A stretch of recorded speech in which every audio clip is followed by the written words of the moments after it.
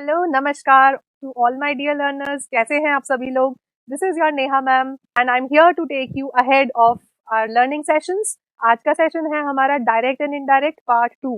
तो हम आ पहुंचे हैं डायरेक्ट एंड इनडायरेक्ट स्पीच के दूसरे पड़ाव पे। पिछले पड़ाव में हमने क्या सीखा था? What did we learn in the last video? हमने देखा कि रिपोर्टेड स्पीच जो डायरेक्ट इंडायरेक्ट के नाम से पॉपुलरली जानी जाती है, हम इसका इस्तेमाल क्यों करते हैं? Why do we use direct and indirect speech?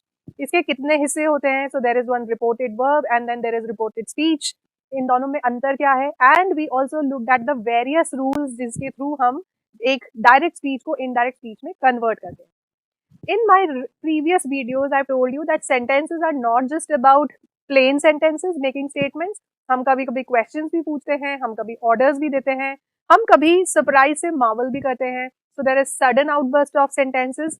So क्या ये भी direct indirect में convert होते हैं? बिल्कुल होते हैं. And this is the second video all about.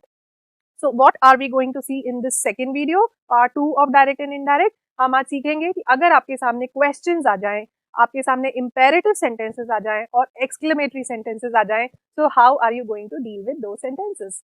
So this is important. Please pay attention. देखिए, whenever we talk about questions, there are basically two types of questions. पहला question होता है जिसका जवाब सिर्फ हाँ या ना में मिलता है. So are you happy? Yes, I am happy. No, I am not happy. And दूसरे तरह का क्वेश्चन हो सकता है हु इज हैप्पी हियर. तो यहाँ पे अगर आप खाली येस और नो बोलोगे तो काम नहीं चलेगा. You have to supply one name. So for example, Neha ma'am is very happy because she is teaching good lot of learners here. It's an interesting course. So who is happy का जवाब आया Neha ma'am is happy. So जब हमें yes no से ज्यादा की information चाहिए then we go to the WH questions. ये हम सबको पता है. Now how do we deal with such things in indirect and direct speech? जब भी आपके पास डायरेक्ट इनडायरेक्ट के क्वेश्चंस आएंगे तो कुछ इस तरह से आएंगे. So first we'll look at yes no type. ध्यान से देखिए, यहाँ पे देखिए verb she said is he coming back. So जब आप इसका आंसर ढूंढेंगे तो जरूर इसका आंसर या तो येस ही इज कमिंग बैक होगा या नो ही इज नॉट कमिंग बैक होगा. अब जब हम इसको एक इनडायरेक्ट स्पीच के स्टेटमेंट में चेंज करते हैं तो कुछ कुछ चीजें हैं जो हर सेंटेंस में चेंज होंगी. जैसे सेड हमेशा आस्क्ड में चेंज हो जाता है बिकॉज ये क्वेश्चन पूछा जा रहा है. तो आस्क के दो मतलब होते हैं. एक तो क्वेश्चन पूछना होता है और दूसरा मतलब किसी से कुछ कहना, किसी से कुछ काम के लिए कहना. So can I ask you for a glass of water, right? So this is also ask. तो यहाँ पे काम करने के लिए नहीं कह रहे हैं, यहाँ पे क्वेश्चन पूछ रहे हैं. यस नो में क्या होगा? सेंटेंसेस में हमने देखा था कि हम इन्वर्टेड कॉमा हटाते हैं, कॉमा हटाते हैं और उनकी जगह दैट लगाते हैं. So whenever you have yes no type of question, आप इस दैट को नहीं लगाते. इसकी जगह आप इफ या वेदर, ये दो चीजें लगाते हैं. तो जो आपका रिपोर्टेड वर्ब है उसको एज इट इज रखिए. शी आस्क्ड, सेड को हमने आस्क कर दिया और दैट की जगह हमने लगा दिया इफ. और बाकी सारे रूल्स उसी तरह से चलेंगे. मैंने आपको बताया था कि 3 लेवल्स के चेंजेस होते हैं. प्रोनाउंस में चेंज होता है, टेंसेस में चेंज होता है और adverbs of place and time में चेंज होता है. तो वो सारे रूल्स एज इट इज रहेंगे, right? So he was coming back. अब यहाँ पे देखिए, डायरेक्ट इनडायरेक्ट में एक सिस्टम ये है कि हर क्वेश्चन को जब हम इनडायरेक्ट में कन्वर्ट करते हैं, it should look like a sentence and not a question. That means कि मैं अगर आपसे क्वेश्चन पूछ रही हूँ तो बदले में मुझे क्वेश्चन नहीं बनाना है. जब उसको इनडायरेक्ट में कन्वर्ट करना है, इनडायरेक्ट स्पीच में कन्वर्ट करना है, I have to make it, frame it in such a manner that it appears like a statement.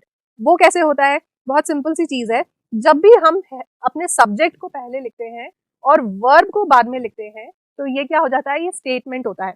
But question में इसका उल्टा होता है. आपका वर्ब पहले आता है. देखिए यहाँ पे ये वर्ब पहले आया और फिर सब्जेक्ट आया. तो जब मुझे इसे स्टेटमेंट में कन्वर्ट करना है, so it's very simple. I have to make the subject first, I have to put it here, उसके बाद वर्ब लगाना होगा. उसी के कारण ये एक सेंटेंस के तौर पे देखा जाएगा. सो शी सेड, इसको हम एक बार मिटा के दोबारा से सारी चीजें देखते हैं. What is happening here?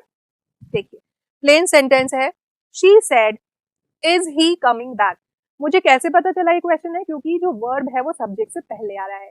मुझे कैसे पता चलेगा कि एक स्टेटमेंट है? क्योंकि सब्जेक्ट पहले आएगा, वर्ब बाद में आएगा. तो जब मुझे स्टेटमेंट में कन्वर्ट करना है, I have to follow this thing. Subject पहले रखो, वर्ब बाद में लगाओ. यहाँ पे ये क्वेश्चन है because is he coming back. She said को मैंने आस्क बना दिया. इफ, क्योंकि मुझे हर क्वेश्चन में येस नो वाले में इफ या वेदर लगाना है, तो इफ या वेदर लगा. यहाँ पे ही जो हमारा सब्जेक्ट है उससे पहले लगाया क्योंकि ये प्रेजेंट टेंस है, present continuous changes into past continuous, ये रूल हमने पढ़ा था, तो वॉज कमिंग हो गया, बैक हो गया। तो दिस इज हाउ, एंड मैंने लास्ट में फुल स्टॉप लगाया क्योंकि I have converted this into a statement, not a question. इसी का दूसरा तरीका देखिए, she said is he coming back, she asked weather he was coming back.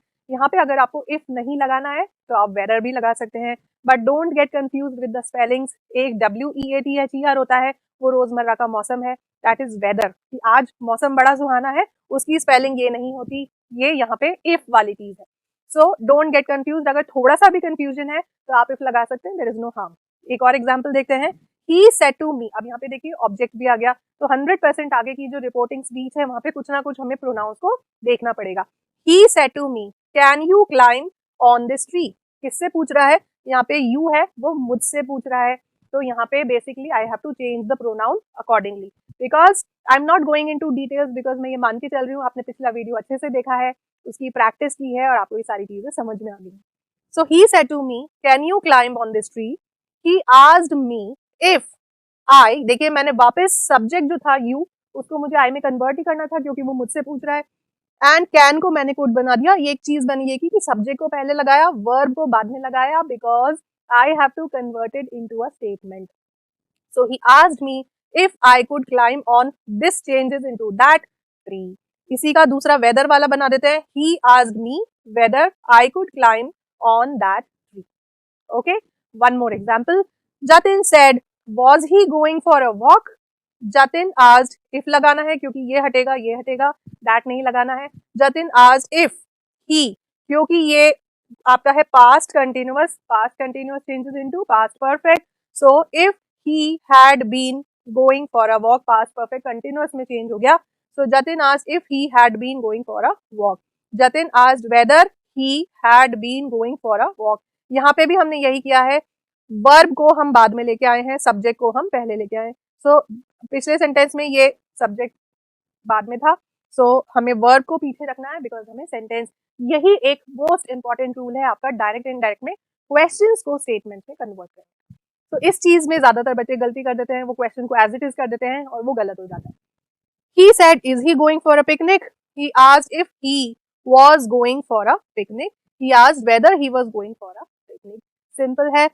अब हम बढ़ते हैं इंटेरोगेटिव क्वेश्चंस पे, सेंटेंसेस पे, जहां पे WH है। सो पहले हम बात कर रहे थे जिनका जवाब आता है यस और नो में। नाउ इन दिस पार्ट जवाब यस और नो में नहीं है, यहाँ पे क्या हो रहा है, थोड़ी ज्यादा इन्फॉर्मेशन चाहिए, और ज्यादा इन्फॉर्मेशन चाहिए तो WH क्वेश्चंस बनाने हैं, which, when, where, how, why, okay, who, all these things. So इनको क्या करना है हमें, यहाँ पे हम इफ या वेदर नहीं लगाते, ये आपको चीज ध्यान में रखनी है कि जब इफ और वेदर लगेगा वो सिर्फ उन्हीं क्वेश्चंस में लगेगा जो यस और नो में है, बट अगर उससे ज्यादा ये WH वाले क्वेश्चंस आ गए तो आपको इफ और वेदर नहीं लगाना है। Please don't forget that. He said to me, ये तो बिल्कुल हटेंगे, आपके इन्वर्टेड कॉमर्स और ये सारी चीजें हटेंगी, but he said to me what is your name, so he asked me. अब इस WH वाले वर्ड को हमें रिटेन रखना है, हमें WH के क्वेश्चन वाले जो पार्ट है, WH का जो वर्ड है जिससे हमें क्वेश्चन का पता चल रहा है, उसको तो रखना है और फिर भी सेंटेंस बनाना है ना, थोड़ी दिमाग की कसरत, बट बहुत आसान है, आराम से कर सकते हैं। He said to me what is your name, so he asked me what को हमने अपनी जगह रखा, फिर वही रूल अप्लाया कि आप वर्ब को आगे ले जाइए और सब्जेक्ट को पहले लेके आ जाइए। तो यहाँ पे व्हाट इज योर नेम, आपको जो नाउन दिख रहा है आप उसे पहले ले आइए, माय नेम वाज, क्योंकि यहाँ पे इज है, प्रेजेंट टेंस है, present tense changes into past tense. ध्यान से देखिए, फिर देखिए, he said to me what is your name, he asked me, यहाँ तक हमने इस चीज को सेम रखा है, ये चेंज नहीं हुआ। व्हाट को हमने अपनी जगह पे रख दिया और बाकी के रूल फिर लगा दिए। So what my name was, subject को पहले लाए, वर्ब को बाद में लाए, अगर प्रेजेंट टेंस है तो उसको पास्ट टेंस में कन्वर्ट कर दिया। एक और सेंटेंस देखते हैं, she said who will give the answer to this question. Now जहां पे भी हु के क्वेश्चंस आते हैं ना, उन सेंटेंसेस में, उन क्वेश्चंस में आपको सब्जेक्ट नहीं दिखेगा, क्योंकि सब्जेक्ट ही तो आंसर होगा। तो ये और भी आसान है, इसको कोई दिक्कत नहीं है। शी आस्क्ड हु, विल को वुड कर दिया, give the answer to that question, इसको तो हमें एज इट इज ही उतारना है। वाई? बिकॉज जब हम हु की बात कर रहे हैं तो हम सब्जेक्ट के तौर पे या तो कोई नाउन आएगा या कोई प्रोनाउन आएगा, उसी से तो सब्जेक्ट बनते हैं। तो सब्जेक्ट का ही आंसर चाहिए, तो सब्जेक्ट तो उस क्वेश्चन में हो ही नहीं सकता। तो हमें कुछ नहीं करना, सिर्फ हु को अपनी जगह उतारना है, आपका जो टेंस फॉर्म है उसका पास्ट टेंस बना देना है और आगे की चीजों को देख लेना है। अगर कोई दिस दैट का क्वेश्चन करना है, हमें चेंज करना है तो शी आस्क्ड हु को हमने अपनी जगह रख दिया, हु अपनी जगह आ गया, विल का हमने वुड कर दिया, गिव द आंसर दिस को हमने दैट कर दिया क्योंकि दिस चेंजेस इनटू दैट। एक और एग्जांपल देखिए, Mahima said where are they going. अब यहाँ पे हु का क्वेश्चन नहीं है, यहाँ पे वेयर का क्वेश्चन है और यहाँ पे हमें एक प्रोनाउन ऑलरेडी मिल रहा है। तो हम क्या करेंगे, वही चीज अपनाएंगे, सब्जेक्ट को पहले रखेंगे, वर्ब को बाद में रखेंगे, जो वेयर वाला पार्ट है उसको अपनी जगह रखेंगे और हमारा सेंटेंस बन जाएगा। Mahima asked where they were going. ये वर क्यों किया आप जानते हैं, क्योंकि ऊपर आर था। Present tense changes into past tense. Mahima asked where they were going. अगर मैं ये लिख देती Mahima asked where were they going, तो वेयर वर दे गोइंग एक क्वेश्चन ही रह जाता। इसलिए ये जरूरी है क्योंकि रूल कहता है कि जब आप क्वेश्चन को सेंटेंस में बदल रहे हैं तो it should look like a sentence. तो सेंटेंस में कन्वर्ट करने के लिए सब्जेक्ट वर्ब, देखिए मैं बार बार इस चीज को रिपीट कर रही हूँ क्योंकि इन चीजों में, इन क्वेश्चन में यही एक वो एस्पेक्ट है जहाँ पे आप कंफ्यूज हो जाते हैं और मल्टीपल क्वेश्चंस जब आपके सामने डायरेक्ट इनडायरेक्ट आएंगे तो वो इसी तरह के आएंगे। आपको क्वेश्चन का क्वेश्चन ही दे दिया और आपने उस पर टिक लगा दिया क्योंकि आप सोचेंगे मैंने सारे रूल्स अप्लाई कर दिए, पर जो बेसिक चीज है कि क्वेश्चन को हमें स्टेटमेंट में कन्वर्ट करना है वो आपने ध्यान नहीं दिया और आपका उन 4 कंफ्यूजिंग ऑप्शंस में से आंसर गलत हो जाता है। तो इस चीज को मैं बार बार दोहरा रही हूँ, I am repeating this thing again and again so that you fit it here and you don't make a mistake. Okay, he said how can you manage this thing, he asked how he could manage that thing। Simple है, he says। अब देखिए यहाँ पे क्या हुआ, यहाँ पे says आ गया है। If you remember the rule, मैंने आपको बताया था कि अगर said होता है तो आगे के टेंसेस चेंज होते हैं, अगर says है या will say है तो आगे के टेंसेस चेंज नहीं होते। ये भी आपको रूल ध्यान में रखना है। he says when are you coming, so he asks, यहाँ पे मैं asked नहीं कर सकती क्योंकि प्रेजेंट को हम पास नहीं बना सकते। when he is coming, present remains present, present का हमने पास नहीं किया बट हमने प्रोनाउंस में चेंज किया। तो बाकी 2 चेंजेस तो हो सकते हैं, टेंसेस चेंज नहीं होंगे। शी सेड टू मी, यहाँ पे ऑब्जेक्ट आ गया। अब देखते हैं आगे क्या होता है। वाई आर यू सैड, तो मुझे ही पूछना है कि वो किससे पूछ रही है। यहाँ पे देखिए यू है बट उसने मुझसे बात की, तो ये जो यू है बाद में आई बनेगा क्योंकि बात तो वो मुझसे कर रही है। लॉजिक लगाना है, रूल्स पे ज्यादा नहीं जाना। She asked me why I was sad, है ना सिंपल।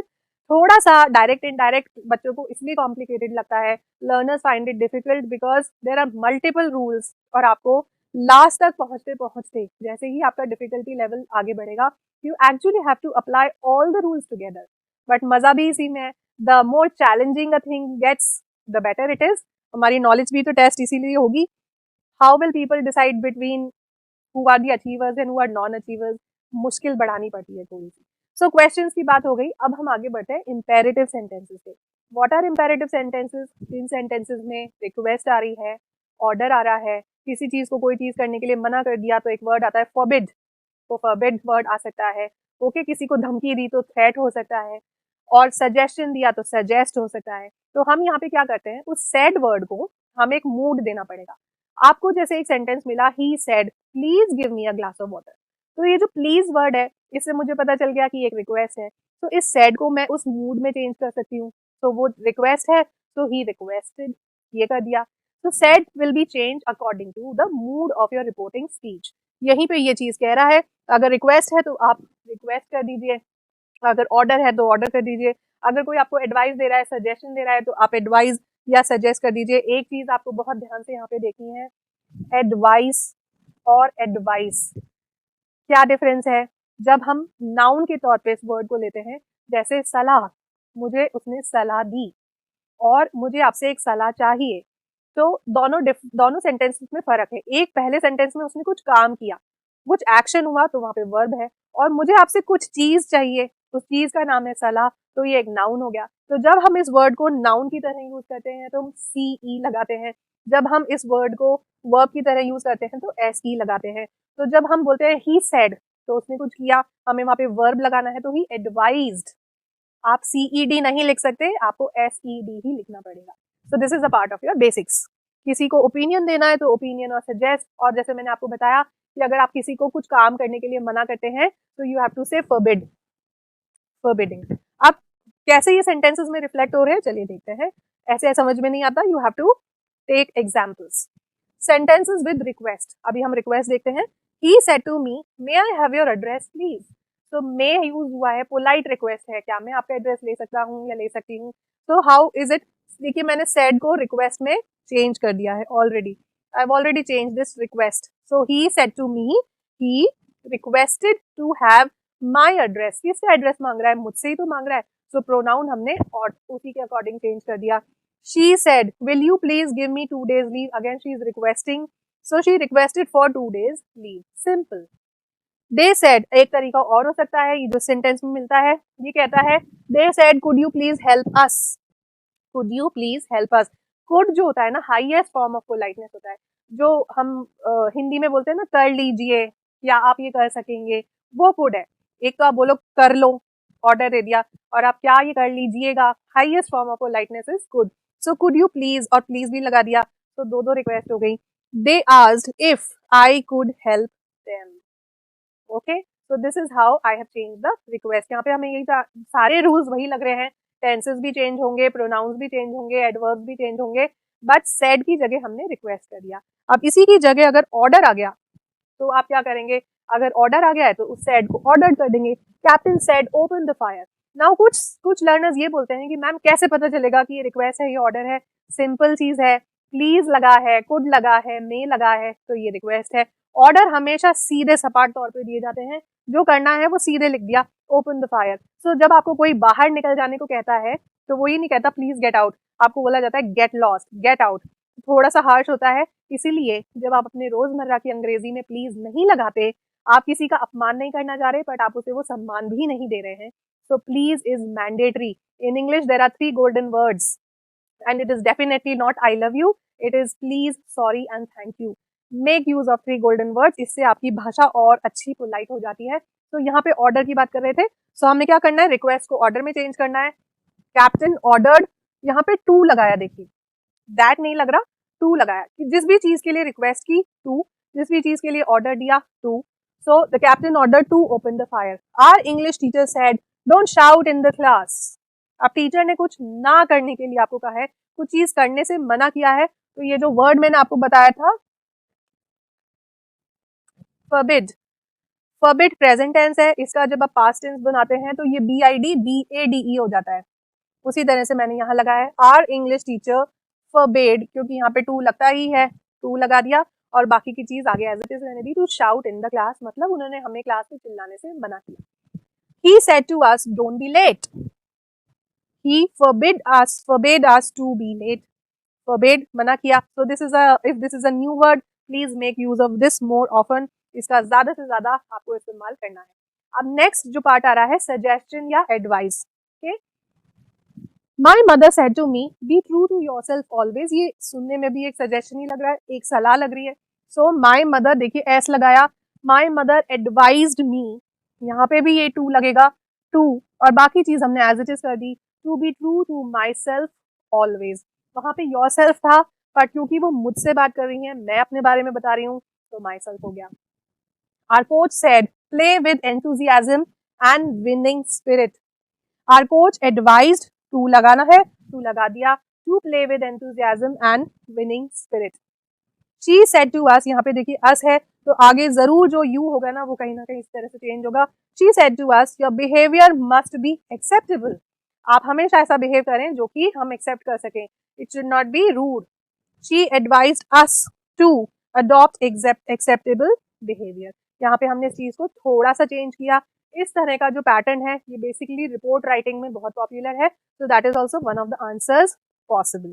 तो यहाँ हम बात कर रहे हैं imperative sentences की, और जो लास्ट सेगमेंट इस टॉपिक का आता है that is called exclamatory sentences. What are exclamatory sentences? Exclamatory sentences होते हैं जहाँ पे हम बोलते हैं oh no, wow, hurrah, sudden outburst of your feeling. आप दुखी हुए, एकदम से निकला oh no, alas, खुश हुए, आपने बोला hurray, wow. तो ये सारी चीजें जो सडनली निकल रही है ना, these are all spoken English. But जब हमें इन्हें राइटिंग फॉर्म में लाना है, क्योंकि direct indirect is also recording it in the indirect speech in the writing form, तो हमें उन्हें सेंटेंस का फॉर्म देना पड़ेगा। सो यहाँ पे कुछ रूल्स हैं जो आपको फॉलो करने हैं। अगेन यहाँ पे आपको डायरेक्ट स्पीच में कुछ एक ऐसे सेंटेंसेस मिल सकते हैं which do you think which you may think कि ये सेंटेंसेस तो नहीं लग रहे, तो हम उन्हें सेंटेंसेस बनाएंगे। कैसे बनाएंगे? वही सब्जेक्ट वर्ब को अपनी अपनी जगह रखेंगे and they will be converted into a statement. तो यहाँ पे हम क्या करते हैं, नंबर 1 रूल इज कि क्या होता है सेंटेंस एक्सप्रेसिंग प्लेजर। एक एक्सप्रेशन आपको यहाँ पे यूज करना है, एक्सक्लेम्ड विद। जैसे सेड हुआ तो हमने पहले क्या किया था, हमने रिक्वेस्ट को रिक्वेस्टेड कर दिया, आस्क सेड, उसने क्वेश्चन पूछा तो सेड को आस्क कर दिया।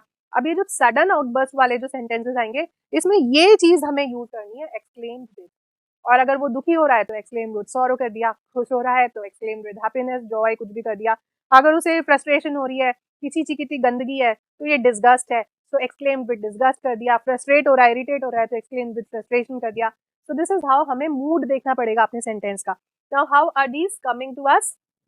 Sentences explaining pleasure, अगर कोई खुशी वाली चीज दिख रही है तो exclaimed with joy। यहाँ पे ed मैंने इसलिए नहीं लगाया because it may come with present tense also। Sentences explaining wonder, exclaimed with surprise or wonder।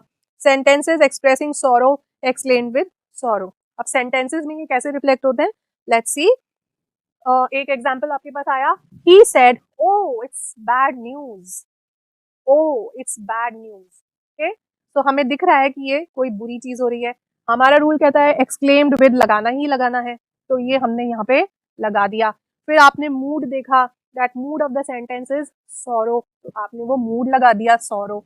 यहाँ पे हमें वापस दैट की तरफ मुड़ना पड़ेगा, दैट हमें वापस यूज करना है तो हमने दैट लगा दिया। Okay, now it was bad news, because यहाँ पे it is है तो present tense changes into past tense। So this is how she said alas those days are no more। alas again दुखी है, she exclaimed with, ये हमारा पहला part है। मूड देखा सौरो का है, दैट हमें लगाना है। अब दोज, यहाँ पे दोज डेज हो गया, were no more because are लिखा हुआ है, present tense changes into past tense, so are changes into were. Last example देखते हैं, she said what a wonderful weather is this. Surprise है, वंडर है, so she exclaimed with joy. खुशी से बोल रही है ना, दुख होके तो नहीं बोल रही, इरिटेशन तो नहीं लग रहा है। So the weather was wonderful, is को हमने यहाँ पे वॉज लगा दिया। अब आप थोड़ा सा यहाँ पे चेंजेस देख रहे होंगे, she said what a wonderful weather is this, what a lovely dress, girls अक्सर ऐसे कहते हैं। तो अब ये जो वाटा से जो सेंटेंसेस चालू होते हैं ना, उनको हमें सब्जेक्ट देना पड़ेगा, दैट द वेदर, यहाँ पे वेदर की बात हो रही है तो वेदर पहले लिख दिया, इसका वॉज कर दिया और वंडरफुल कर दिया। So she said what a lovely dress it is, so she said, she exclaimed with Joy that was a lovely dress. हमने उस ड्रेस को, या द ड्रेस वाज लवली, इस तरह से हमने उसको सब्जेक्ट की जगह फिट किया और एक प्रॉपर सेंटेंस में कन्वर्ट किया। बिकॉज जब भी हम ये बोलेंगे what a lovely dress, it is not a sentence, it is only an exclamatory sentence। So with this we have come to the end of unit 5। हमने एक्टिव पैसिव सीख लिया, हमने डायरेक्ट इनडायरेक्ट सीख लिया और हमने इनके कॉमन एरर्स भी देख लिए। So I hope that you will do well in your life. ये सारे लेसन्स आपके बहुत काम में आने वाले हैं, but please don't forget, if you do not practice there is no solution.